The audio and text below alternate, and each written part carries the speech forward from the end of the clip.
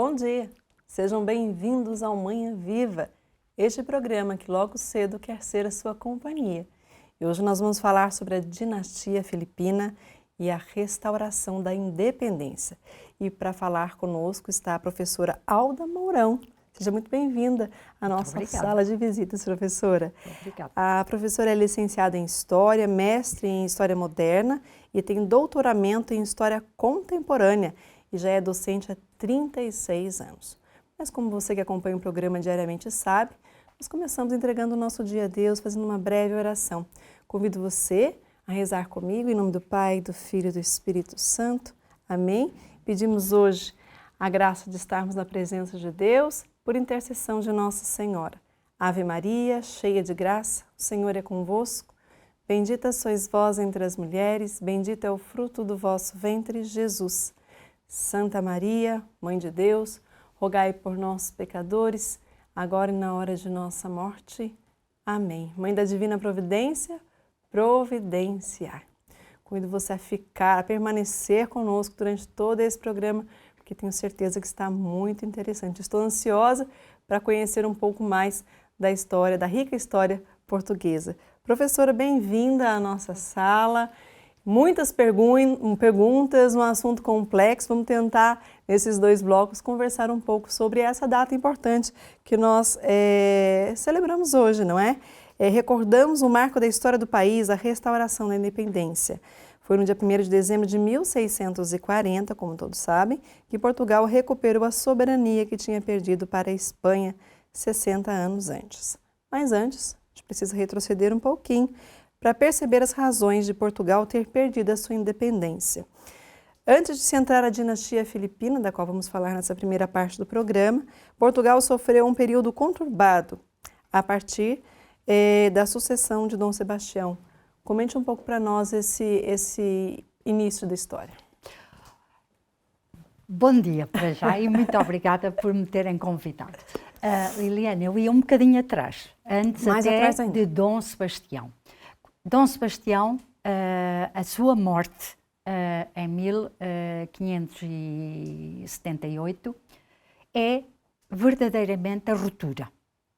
Mas antes, a situação em Portugal já tinha vindo num processo de alguma desagregação, sob o ponto de vista económico, sob o ponto de vista social também, e podemos até pensar que depois de um período de paz, de um longo período de paz e de crescimento com os descobrimentos, portanto, com a criação do Império, na verdade, no final do século XV, a situação começa a mudar.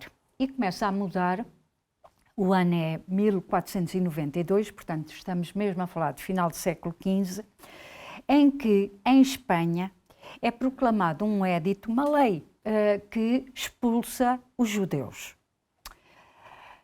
Nessa altura, Portugal tinha como rei Dom João II. Dom João II abre as fronteiras, e estou a usar terminologia dos nossos dias para percebermos melhor, abre as fronteiras e os judeus expulsos de Espanha entram em Portugal. Podem entrar, porque também se dispersam por outros países da Europa. O que é que isto significa? Significa que há um equilíbrio de uma minoria que era bem aceita em Portugal, que convivia, a minoria judaica, que de repente quase triplica em número. E isto desequilibra de minoria, passou a ter uma representação bastante significativa. Não podemos esquecer que os judeus,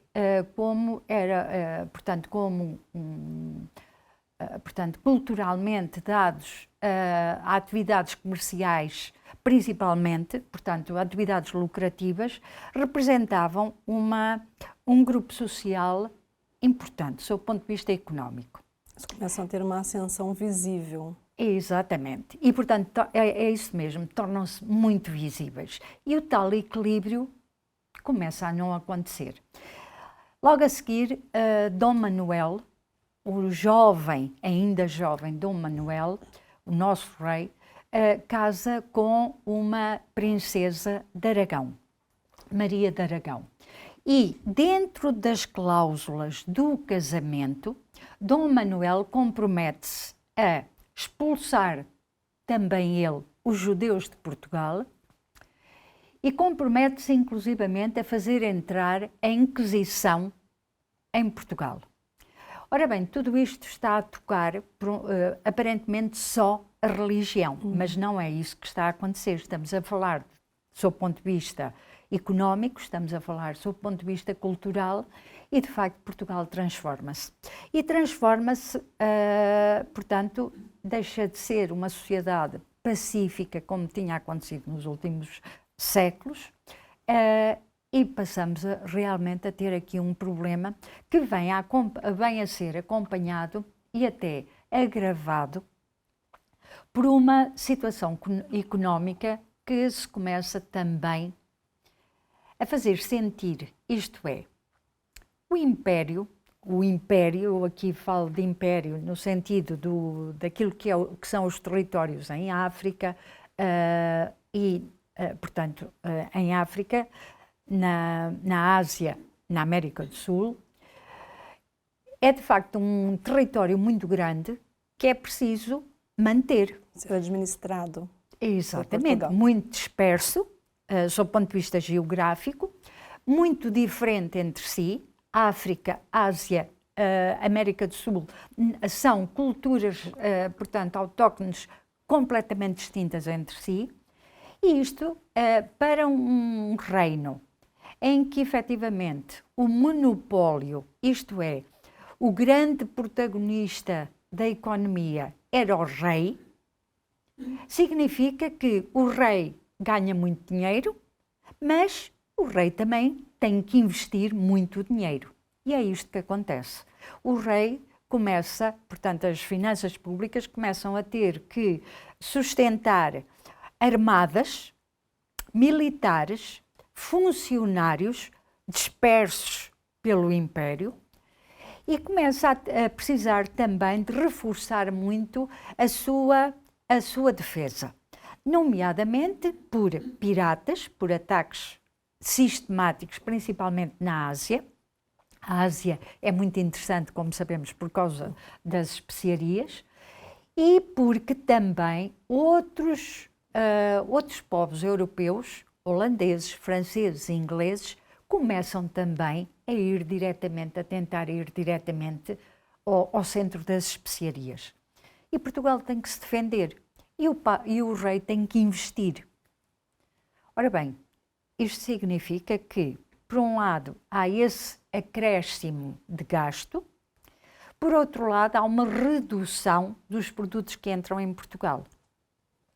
E nós temos uma economia que, digamos que a única atividade efetivamente que tem rentável é a exploração do império.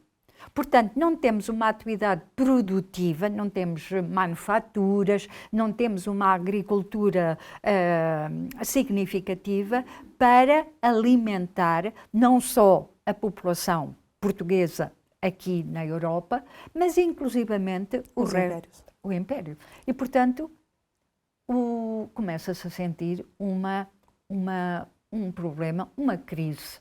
Começa-se a instalar uma crise económica. E esse era o cenário, então, que aparecem esses personagens que vão depois derrocar nessa crise, na enfatização dessa crise, para que a dinastia filipina se instale. Como é que a gente faz esse salto devido ao nosso tempo? Mas esses personagens, como nós falamos, Dom Sebastião, tem um cardeal, Dom Henrique, e tantos outros, esse momento em que a gente histórico que a gente está vivendo, ele depois traz um outro que é a própria dinastia que se instala e a gente perde o total controle do país. Exatamente. Normalmente nós dizemos que um mal nunca vem só. Na realidade, com a morte de Dom João II, acontece que o rei morre sem deixar descendência. Isto é, tem 10 filhos nados e que sucessivamente vão morrendo. O que é que isto significa? Significa que será um neto de Dom Sebastião, ainda criança, portanto tem cerca de 3, 4 anos, quando efetivamente passa a ser a cabeça da coroa.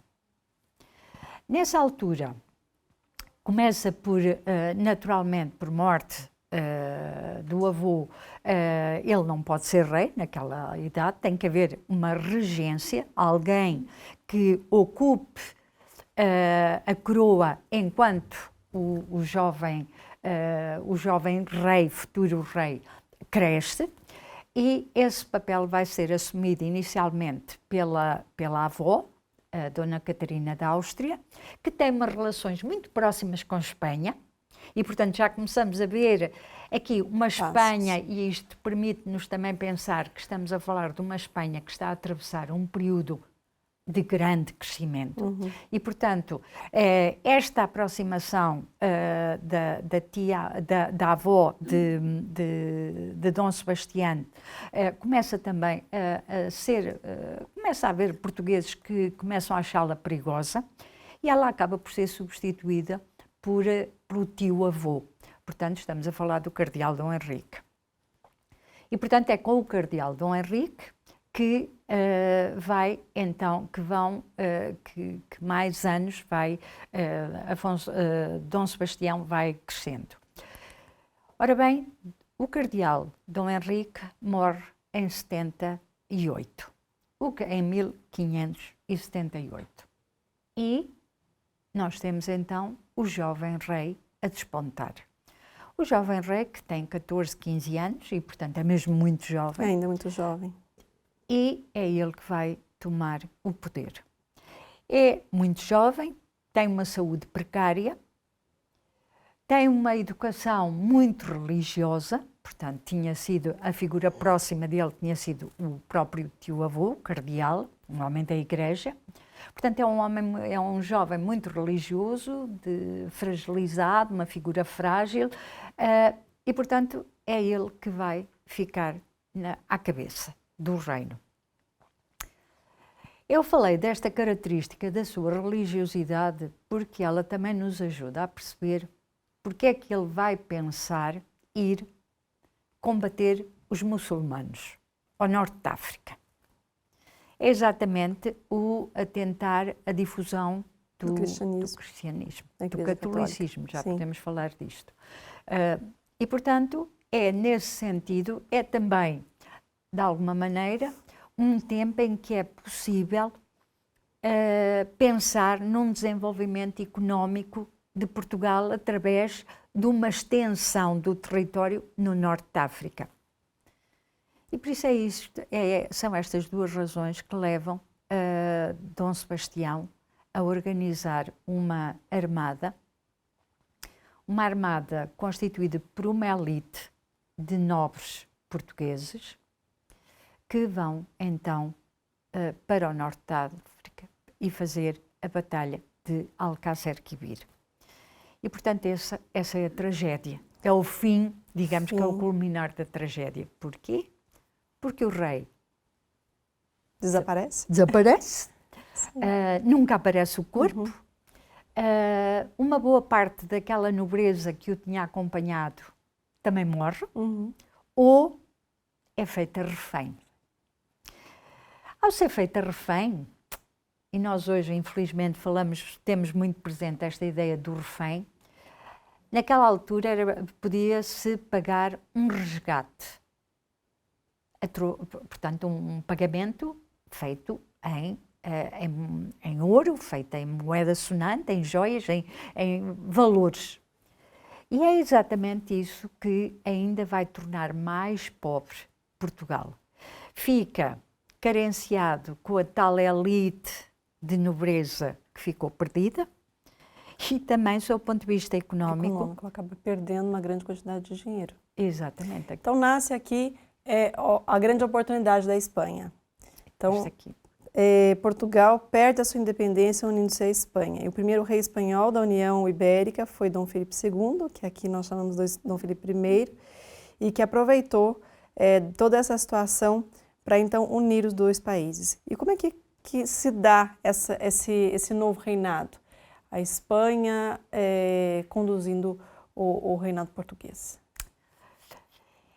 Nós fizemos um grande salto, porque o nosso tempo é pequeno, mas a gente entendeu assim o pré da história, agora efetivamente agora, a dinastia como é que se concretiza? Filipina, como é que ela esteve nessas 3 gerações aqui em Portugal? Ora bem, para já, tal como tinha acontecido no tempo de Dom João I, em que também tinha havido um conflito com a Espanha, exatamente porque havia um problema dinástico, portanto, de sucessão de rei, estamos a falar do século XIV. Agora, neste final do século XVI, a situação repete-se. E repete-se, e uma das situações, e digamos que algo que é preciso prevenir é a parte legal, para que o rei espanhol, neste caso Filipe II, não seja um usurpador. Ele tem que demonstrar que, sob o ponto de vista legal, tem direito a ser rei de Portugal. E, na realidade, ele tem esse direito. Porquê? Ele é neto legítimo do rei Dom Manuel, do nosso rei Dom Manuel. E, portanto, isso dá-lhe logo legitimidade. Legitimidade para iniciar o reinado. Não é usurpador, é um herdeiro legítimo. Depois aparecem mais 2 herdeiros principais, Dona Catarina de Bragança, Dom António Prior do Crato, também ele, Dom António Prior do Crato, também ele, neto de Dom Manuel, mas ilegítimo, e portanto perdia naturalmente esta corrida a poder vir ser rei. Apesar de ser apoiado pelas classes populares, o Dom António foi apoiado pelo povo e por alguma nobreza mais nacionalista, na realidade, Filipe II de Espanha é o grande candidato. E é o grande candidato porque tem legitimidade e, portanto, as cortes, quando sancionam a figura de Filipe II como rei de Portugal, apoiam-se na lei, mas para além desse apoio legal, na verdade, há uma grande parte da sociedade portuguesa que também apoia Filipe II. Mas ele teve, então, apoio popular, porque muito se ouve falar que o grande problema foi a falta do apoio popular. Exato. Esse apoio popular, o povo normalmente não tem nada a perder e tem tendência a ser muito mais conservador, de um espírito identitário, de um nacionalismo, quando outras classes, e aqui falamos da nobreza e do clero, têm outros critérios de adesão. E aqui os critérios eram muito fortes para que quer a nobreza, quer o clero apoiassem Filipe II. Na altura, Filipe II, para além de rei de Castela, é rei de Aragão, é rei de Nápoles, é rei dos Países Baixos, é rei da Sicília, é rei da Sardenha. Portanto, é um homem muito poderoso que tinha herdado um império dentro da Europa. E, portanto, nesse sentido, a monarquia espanhola era uma monarquia muito poderosa na Europa. Para além disto, naturalmente, esta posição dava-lhe muito prestígio junto da Santa Sé, do Papa. Por isso, ao clero português, era muito mais interessante ter esta ligação com Filipe II do que aquilo que era o vazio que Dom António Prior do Crato podia representar. Para a nobreza, era uma abertura de prestígio que Dom António também não oferecia. Portanto, a escolha para estas classes, digamos, de elite, eram naturalmente Filipe II. E, portanto, Filipe II foi uma escolha. E a questão econômica, porque Portugal já vinha de problemas econômicos, sim, agora instaura-se uma união, a União Ibérica, Mas a parte econômica, ela continua A degradar? a degradar-se, e é também um fato a questão das guerras que o próprio Império da Espanha estava envolvido, e Portugal passa então a fazer parte também desse auxílio ao rei da Espanha. O envolvimento da Espanha em conflitos com outros países da Europa, nomeadamente a França e a Inglaterra, e os Países Baixos, é um conflito que vai surgir, vai ser principalmente mais vincado no período de Filipe IV de Espanha, III de Portugal. Aí, de facto, a situação da Espanha já está completamente distinta. Já está numa situação de alguma perda do tal prestígio que nós estamos a falar com o Filipe II, primeiro de Portugal. E, portanto, aqui, nestes primeiros anos do governo de Filipe II, primeiro de Portugal, Portugal acaba por ter vantagens. Filipe II é um líder, é um político de grande qualidade. Também faz uma gestão de um grande império europeu, mas poderoso. E isto, naturalmente, facilita-lhe bastante o seu poder, o exercício do seu poder. E, portanto, ele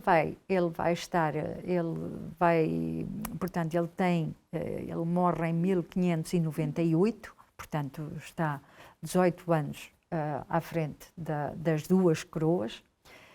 E uma das coisas que nós temos que ressaltar neste primeiro Filipe é o cumprimento das promessas que tinha feito aos portugueses naquelas cortes que tiveram lugar aqui em Tomar, em que ele se comprometia a manter uma monarquia dual, isto é, duas coroas, apesar de haver uma única cabeça. Mas esta ideia da monarquia dual é uma ideia, é um conceito que, de alguma maneira, resultou nesta... Funcionou durante um tempo. Ela resultou. Com Filipe II resultou. Resultou porque, na realidade, ele manteve a língua, manteve a legislação, manteve as autoridades, manteve, sob o ponto de vista militar, manteve as estruturas hierárquicas, tudo isto entregue a portugueses, o que significa que dava, apesar de governado por Espanha, dava a noção de que Portugal mantinha alguma independência dentro do grande reino espanhol. Era uma noção ou era verdade? Era Portugal verdade. mantinha essa certa independência. Era verdade. Era verdade, quer dizer, sempre que isto não contrariasse a essência dos interesses espanhóis. Certamente. Mas porquê? Porque nesta altura nós temos o clero, de facto, o clero português com muito maior aproximação do Papa, portanto da Santa Sé, e temos também uma nobreza, também ela com uma melhoria significativa até da sua condição social e condição económica. Portanto, nesse aspecto, havia motivos para esta parte da sociedade se manter, digamos que, recompensada. Em relação ao povo, a situação em que estava manteve-se, não se agravou. Aquilo que vai ser um grande problema que vai surgir mais adiante, a questão dos impostos, nesta altura não se verificou. E, portanto, este primeiro governo dos Filipes, de facto, foi um governo que não trouxe prejuízo a Portugal. E as colônias? Nós estamos para terminar o primeiro bloco. A gente começa falando das colônias e volta a falar depois no segundo bloco. Essa aceitação por parte dos portugueses no país e nas colônias, essa aceitação era real ou pouco se chegava lá com essa presença do rei Filipe? As comunicações entre a Península Ibérica, Lisboa ou Madrid, eram relativamente más por vezes nem existentes, com as diferentes partes do Império, quer o Império Português, quer o Império Espanhol, no que diz respeito à América do Sul e depois ao caso da Ásia e da África. E, portanto, aquilo que nós vamos dando conta, já com Filipe II de Portugal, Filipe III de Espanha, é que, na realidade, houve aqui um tempo de crescimento das armadas francesa, inglesa e holandesa. E isto vai começar a ser muito visível no reinado do nosso Filipe II, terceiro de Espanha, em que efetivamente começa a haver ataques logo no início do século XVII, 1602, começa a haver ataques a algumas zonas do Brasil, algumas zonas de Angola e o caso da tentativa, principalmente dos holandeses, de começarem a chegar diretamente à origem das especiarias. Começam digamos que a circular no Mar da China, portanto aproximando-se da Índia, aproximando-se de Macau, aproximando-se inclusivamente do Japão.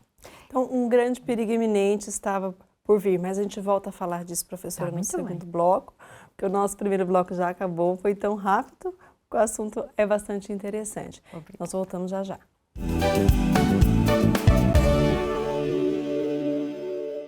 Nós estamos de volta ao programa Manhã Viva, estamos falando da dinastia filipina e da restauração da independência de Portugal.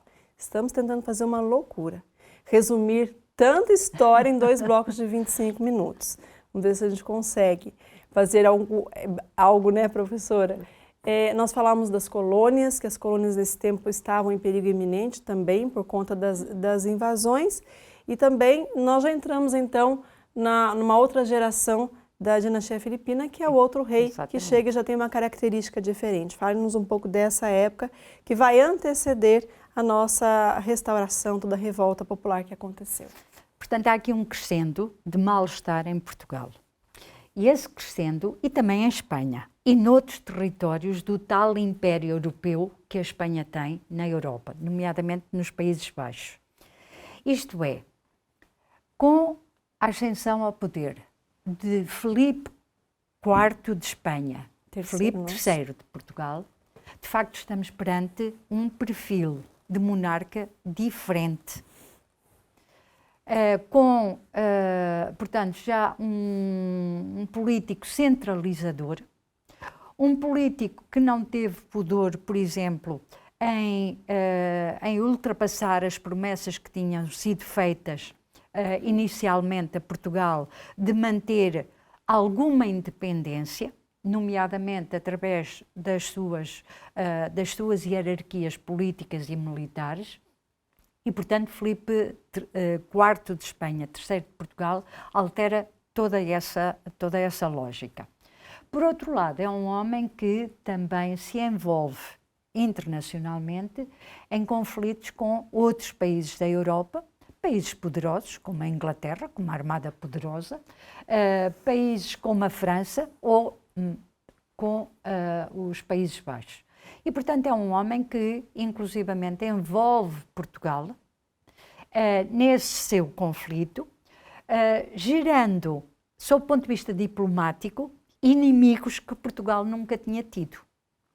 E, portanto, essa foi, digamos assim, uma herança que nós tivemos deste último Filipe, que foi, de facto, passar a ter países da Europa que não queriam, portanto, cortaram relações com Portugal.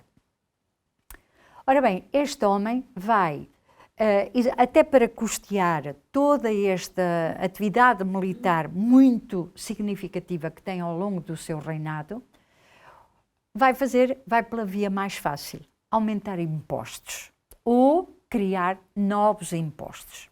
Foi exatamente o que ele fez e que fez em todo o território espanhol e fez naturalmente em Portugal.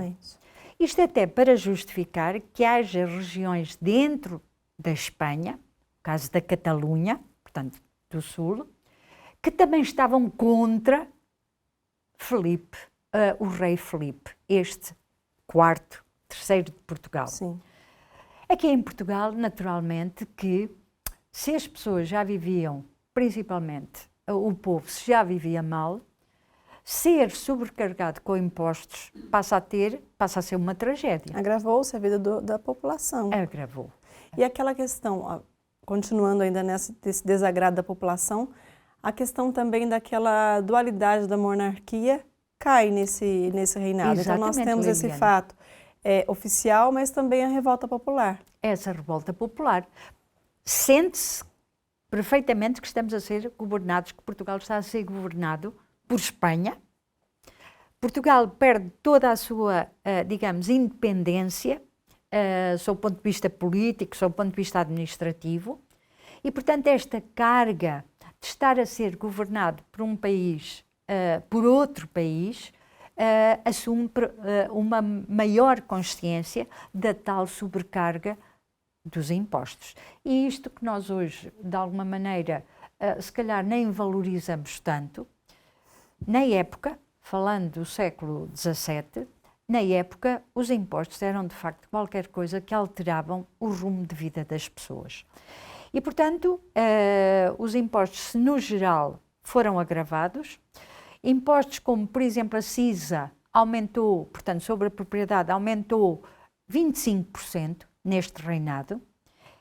E, para além disso, foi criado um novo imposto, o Real d'Água, que era um imposto que já tinha ficado há séculos atrás, tinha feito parte, digamos, de uma tradição europeia ligada exatamente à distribuição de água. E, portanto, nesse sentido, foi esta recuperação deste imposto do Real d'Água foi O estopim. exatamente A última gota d'água. a última realmente. gota. E quando nós falamos em várias revoltas que houve até aqui em Portugal, Porque essa restauração, ela foi antes dela, nós temos várias revoltas Várias que culminaram. Exatamente. Sim. Temos a revolta das Maçarocas, isso Sim. foi do Minho até ao Algarve, em momentos diferentes, com um cariz popular, porque era o povo que efetivamente se manifestava. Até que chegámos, portanto, as das Maçarocas é dos Qual anos foi a 20. mais relevante? A mais relevante, a do Manuelinho. A revolta do Manuelinho é mais relevante porque, portanto, acontece em 1637, acontece em Évora, e é uma revolta que se percebe que já não é só o povo que a lidera, mas há grupos sociais muito mais instruídos, com outros interesses que não são exatamente os do povo. Isto porquê? A revolta é toda ela, digamos que, organizada, orientada, com panfletos, com documentos que são afixados, em que se dá conta de qual é o desenvolvimento das atividades contra os espanhóis, e quem assina é então Manuelinho. O Manuelinho é alguém que não pode assinar. O Manuelinho é uma figura, daquelas figuras caricatas que todos os lugares praticamente têm, é um louco. É um homem do povo, mas é um louco. Portanto, percebe-se que alguém assumiu o nome do Manuelinho, sim, exatamente para mostrar que, para além do povo, havia muito mais. Dentro desta organização, desta revolta, havia muito mais. E funcionou, professora? Como? Resultou depois dessa grande revolta? Resultou no sentido em que, sob o ponto de vista ideológico, sob o ponto de vista da coesão, de facto, há um alargamento das pessoas, as populações começam a ser muito mais alertadas para o seu próprio poder e para a possibilidade de se manifestarem contra os espanhóis. E isto é uma conquista. É uma conquista e deu coragem para outros movimentos. Vamos dar mais um salto. E quando começa a ser pensado e formado o grupo dos 40 nobres conjurados, que não é necessariamente um grupo popular, e como é que isso foi, então, dando margem, dando espaço para que viria depois, que nós chamamos da nossa restauração? A restauração. Temos aqui já uma parte significativa da população que adere a esta ideia de estar contra, de se rebelar contra a coroa espanhola. Agora, era preciso dar tempo, criar uma oportunidade ou encontrar uma boa oportunidade para que o movimento tivesse capacidade de ter sucesso. E, portanto, há uma elite nobre, aristocrática, que efetivamente se começa a organizar em Lisboa, e é essa que está na origem dos tais 40 conjurados de que falava a Liliana, porque, na realidade, são individualidades da aristocracia que sabem, que têm uma informação importante. O povo, toda a sociedade portuguesa está com eles. E isto significa que, quando se percebe que há uma boa oportunidade, ela começa a ser pensada ao longo dos anos de 1639, depois do início do ano de 1640, o que é que se vai aproveitar? Uma outra revolta que vai acontecer em território espanhol, na Catalunha. E, portanto, o rei Filipe não está capacitado da boa organização que os portugueses têm, mas, de facto, vai tentar debelar aquilo que é a revolta do Sul, no Sul, na Catalunha. E, portanto, digamos que fragiliza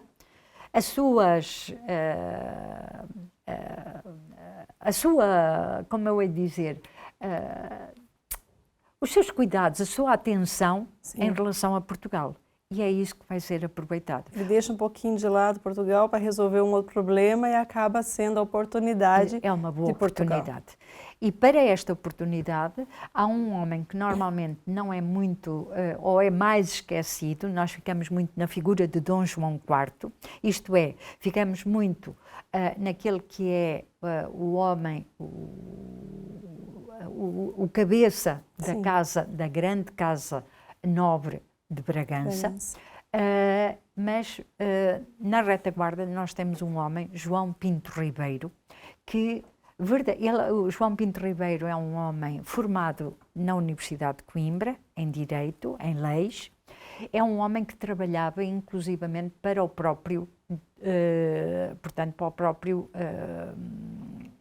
para a própria Casa de Bragança. Era agente dos negócios de Dom João de Bragança em Lisboa. E é este homem que tem, de facto, um papel muito importante, não só para organizar o movimento. Na articulação de tudo, né? Exatamente. Mas também para convencer Dom João a aceitar ser o cabeça do movimento.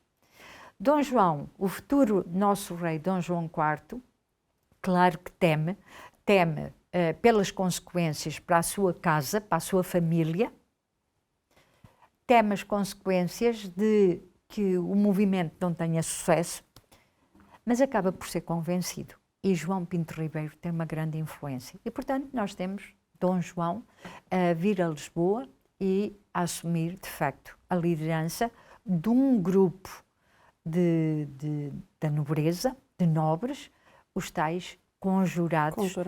Que serão 40. Sim. Então, e qual é o marco, então, desta restauração?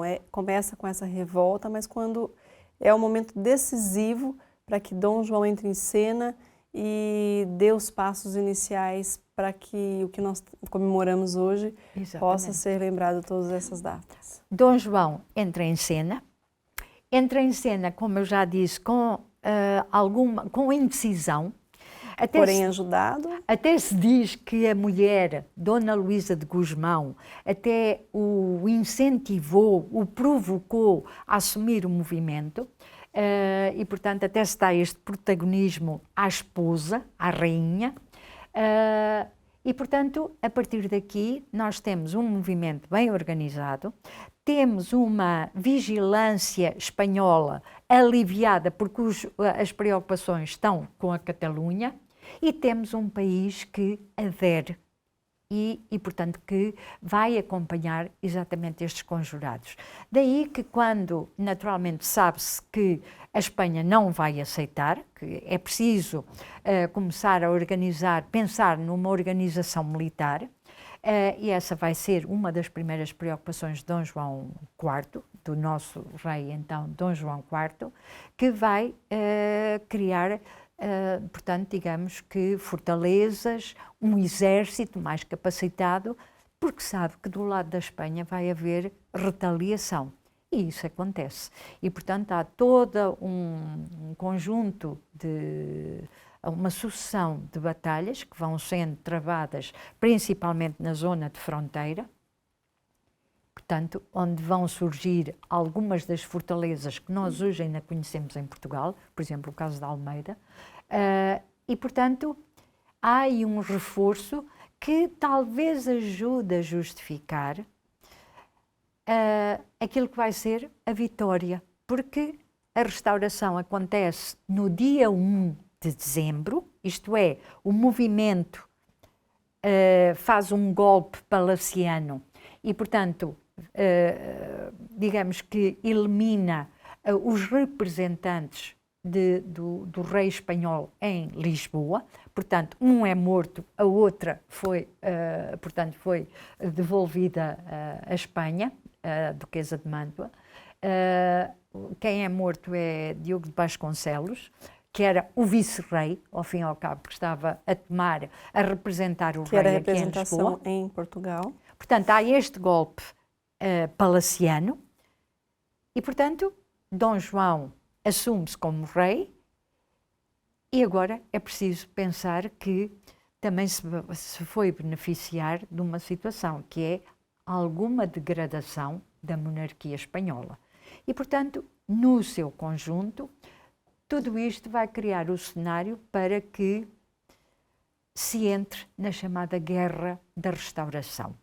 E, portanto, a restauração foi preciso ser consolidada. Foi preciso haver uma conquista dessa restauração. A restauração que se dá no dia 1 de dezembro de 1640 é o início da independência. Porque a independência definitiva só vai acontecer em 1668, quase 30 anos depois, quando a Espanha reconhece Portugal independente. Até lá, para além de haver esta necessidade de investir na parte militar, na defesa, Portugal teve que também investir na diplomacia, porque Portugal, da governação filipina, saiu prejudicado, como disse há pouco, nas suas relações com os outros países da Europa.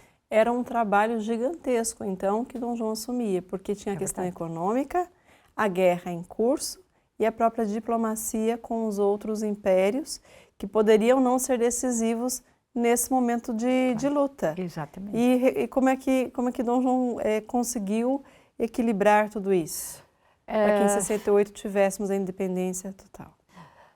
Dom João era um bom político, porque também tinha outro problema, que era recuperar as partes do Império ultramarino, portanto, o caso do Brasil, o caso em Angola, era preciso recuperar. Houve coisas que se perderam definitivamente, territórios que se perderam definitivamente. O caso de Malaca, por exemplo, na Ásia, o caso também do Japão, que passa a ser frequentado diretamente pelos holandeses, o caso da Índia, isto é, houve perdas irreparáveis.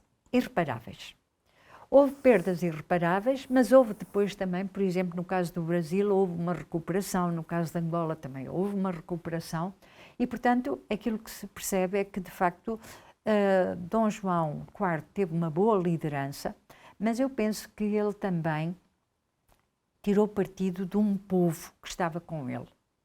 E, portanto, nesse aspecto, eu penso que os portugueses, naquele período, apoiaram o rei, percebendo que se estava a tratar de uma luta definitiva para conseguirem a independência.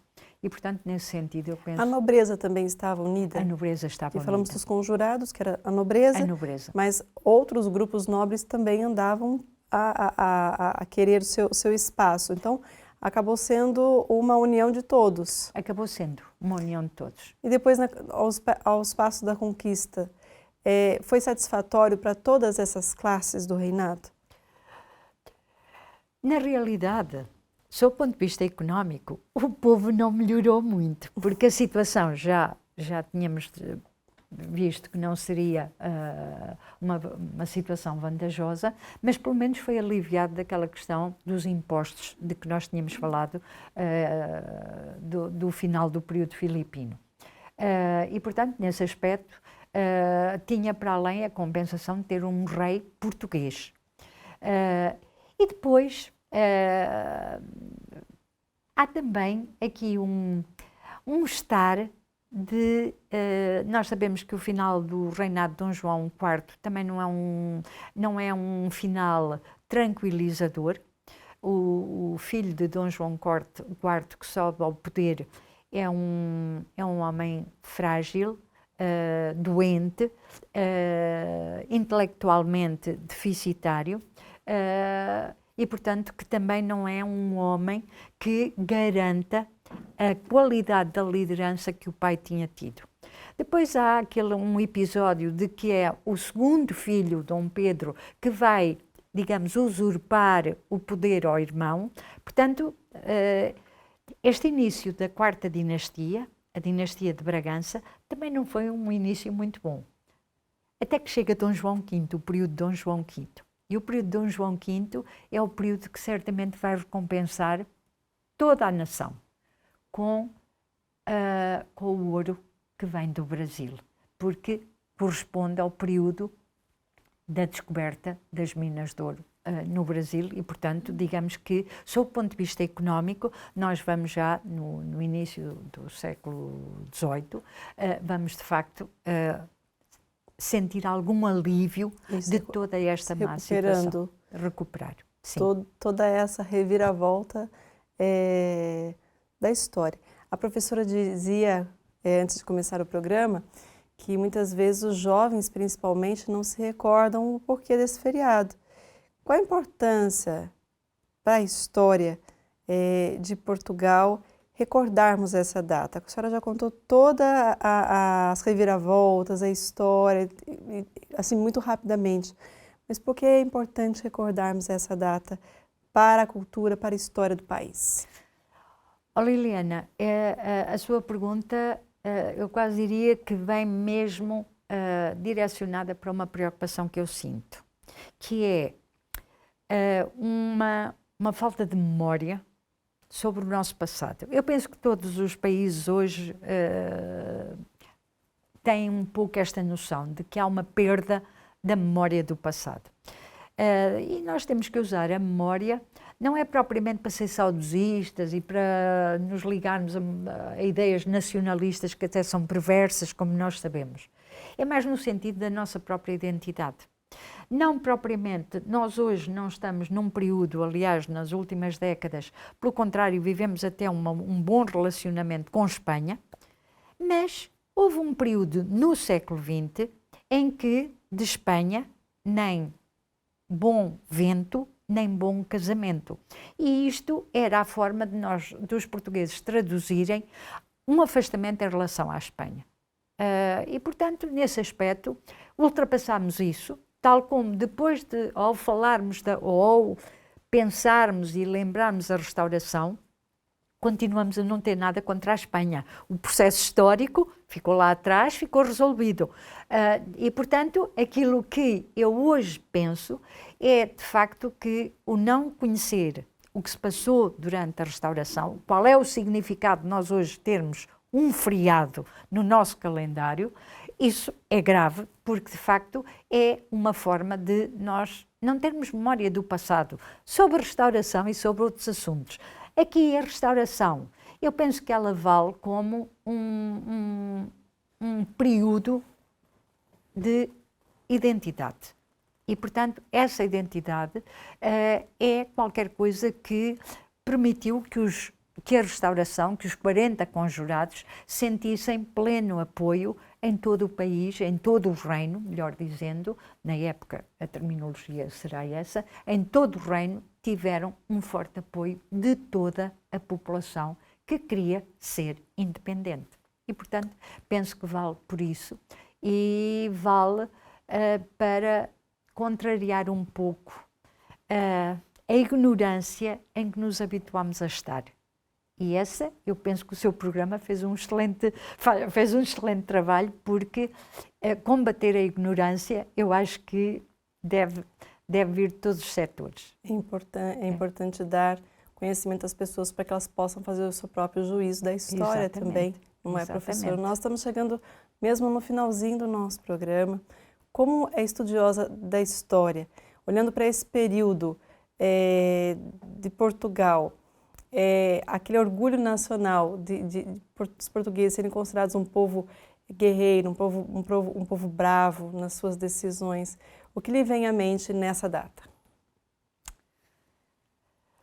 Olha, eu normalmente, e agora que estou a falar consigo, até lhe posso dizer que aquilo que me ocorre é, nos dias de hoje, nós termos ultrapassado, por via de um desenvolvimento de civilização, nós pensarmos que ultrapassamos este tipo de conflito entre povos que são vizinhos.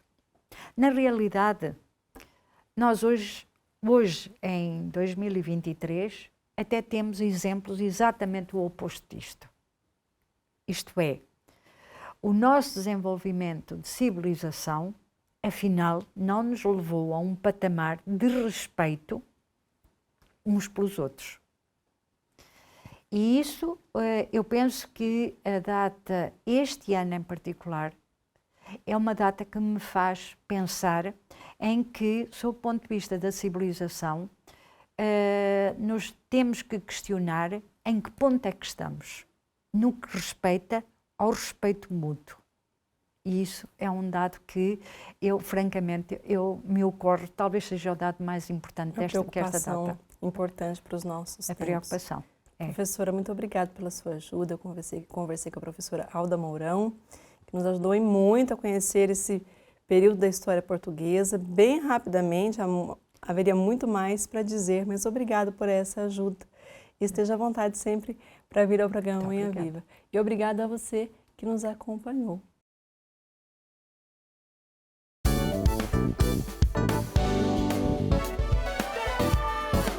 Se gostou deste programa, clique aqui na nossa playlist aqui em baixo para ver outros episódios. Se ainda não subscreveu o nosso canal do YouTube, faça-o já clicando neste botão aqui do lado e será logo o primeiro a saber todas as novidades.